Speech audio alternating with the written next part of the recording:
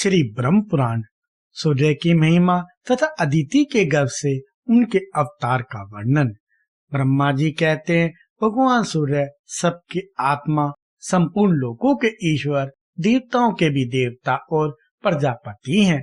वे ही तीनों लोकों की जड़ हैं, परम देवता हैं। अग्नि में विधि पूर्वक डाली हुई आहुति सूर्य के पास ही पहुंचती है। सूर्य से वृष्टि होती, वृष्टि से अन्न पैदा होता और अन्न से प्रजा जीवन निर्वाह करती है। क्षण, मुहूर्त, दिन, रात, पक्ष, मास, संवत्सर, ऋतु और युग, इनकी काल संख्या सूर्य के बिना नहीं हो सकती। काल का ज्ञान हुए बिना न कोई नियम चल सकता है और न अग्निहोत्र आदि ही हो सकते हैं। सूर्य के बिना ऋतुओं का विभाग भी नहीं होगा और उसके बिना वृक्षों में फल और फूल कैसे लग सकते हैं, खेती कैसे पक सकती है और नाना प्रकार के अन्न कैसे उत्पन्न हो सकते हैं। उस दशा में स्वर्ग लोक तथा भूलोक में जीवों के व्यवहार का भी लोप हो जाएगा।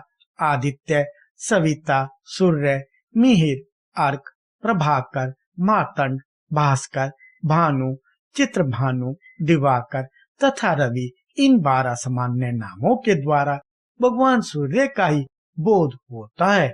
विष्णु, धाता, भग, पूषा, मित्र, इंद्र, वरुण, अर्यमा, विश्वान, अंशुमान, त्वष्टा तथा परंजय, ये 12 सूर्य पृथक पृथक माने गए हैं। चैत मास में विष्णु, वैशाख में अर्यमा, ज्येष्ठ में विश्वान, आषाढ़ में अंशुमान, श्रावण में पर्जन्य, भादो में वरुण, अश्विनी में इंद्र, कार्तिक में धाता, अगहन में मित्र, पौष में पूषा, माघ में भग और फागुन में त्वष्टा नामक सूर्य तपते हैं। इस प्रकार यहाँ एक ही सूर्य के 24 नाम बताए गए हैं। इनके अतिरिक्त और भी हजारों नाम विस्तार पूर्वक कहे गए हैं। मुनियों ने पूछा, प्रजापति, जो 1000 नामों के द्वारा भगवान सूर्य की स्तुति करते हैं, उन्हें क्या पुण्य होता है तथा उनकी कैसी गति होती है? ब्रह्मा जी बोले, मुनिवरों, मैं भगवान सूर्य का कल्याणमयी सनातन स्रोत कहता हूँ, जो सब स्तुतियों का सारभूत है। इसका पाठ करने वालों को सहस्त्रों नामों की आवश्यकता नहीं रह जाती। भगवान भास्कर के जो पवित्र, शुभ एवं गोपनीय नाम है, उन्हीं का वर्णन करता हूँ, सुनो। विकर्तन, विश्वान, मार्तन, भास्कर, रवि, लोक प्रकाशक, श्रीमान, लोक चक्षु, महेश्वर, लोक साक्षी, त्रिलोकेश, कर्ता, हर्ता, तमिस्त्रः, तपन, तापन, शुचि, सप्ताश वाहन, गभस्तिहस्त, ब्रह्मा और सब देव नमस्कृत, इस प्रकार 21 नामों का यह स्रोत भगवान सूर्य को सदा प्रिय है। यह शरीर को निरोग बनाने वाला, धन की वृद्धि करने वाला और यश फैलाने वाला स्रोत राज है। इसके तीनों लोकों में प्रसिद्धि है। द्विजवरों, जो सूर्य के उदय और अस्त काल में दोनों संध्याओं के समय इस स्रोत के द्वारा भगवान सूर्य की स्तुति करता है, वह सब पापों से मुक्त हो जाता है। भगवान सूर्य के समीप एक बार भी इसका जप करने से मानसिक, वाचिक, शारीरिक तथा कर्मजनित सब पाप नष्ट हो जाते हैं। अतः ब्राह्मणों, आप लोग यत्न पूर्वक संपूर्ण अभिलक्षित फलों के देने वाले भगवान सूर्य का इस स्रोत के द्वारा स्तवन करें। मुनियों ने पूछा, भगवान, आपने भगवान सूर्य को निर्गुण एवं सनातन देवता बतलाया है, फिर आपके ही मुंह से हमने यह भी सुना है कि वे 12 स्वरूपों में प्रकट हुए।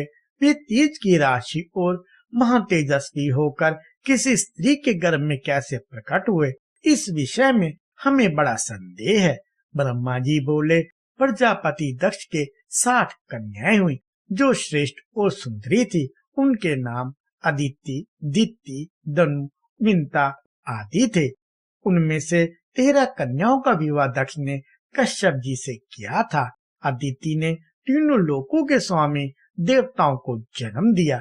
दिति से दैत्य और दनु से बल अभिमानी भयंकर दानव उत्पन्न हुए। विंता आदि अन्य स्त्रियों ने भी स्थावर जंगम भूतों को जन्म दिया। इन दक्षताओं के पुत्र, पौत्र और दोहित आदि के द्वारा यह संपूर्ण जगत व्याप्त हो गया।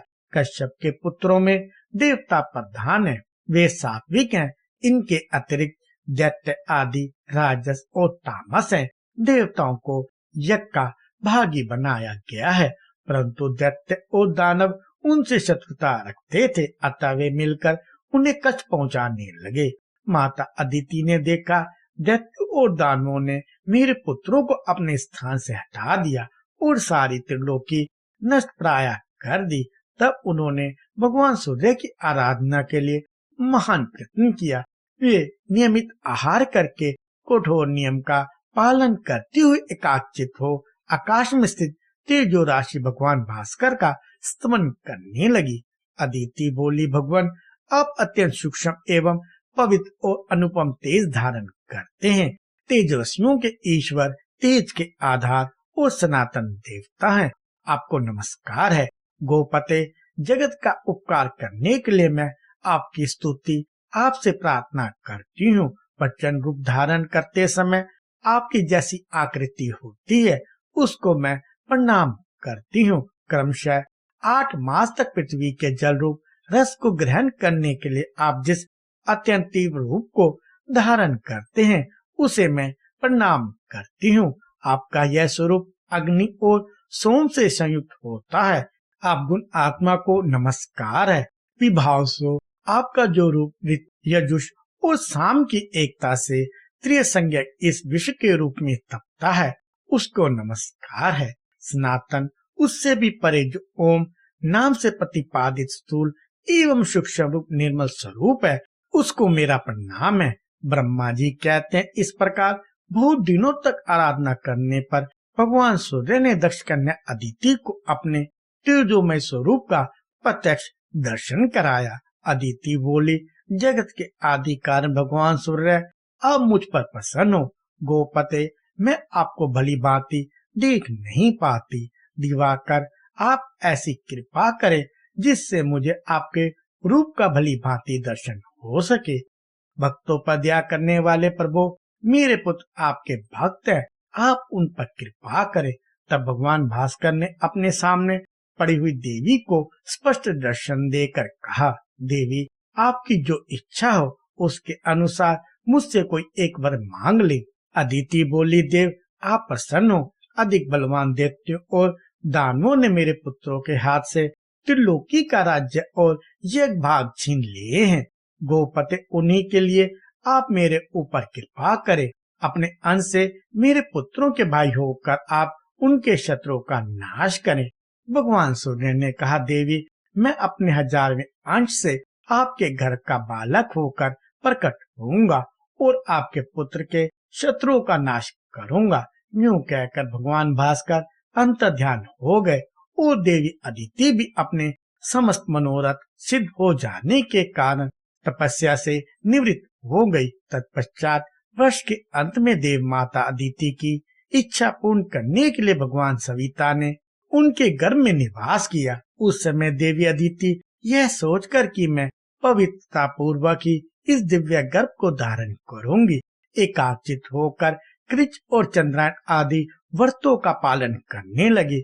उनका यह कठोर नियम देखकर कश्यप जी ने कुछ कुपित होकर कहा, तू नित्य उपवास करके गर्भ के बच्चे को क्यों बाहर डालती है?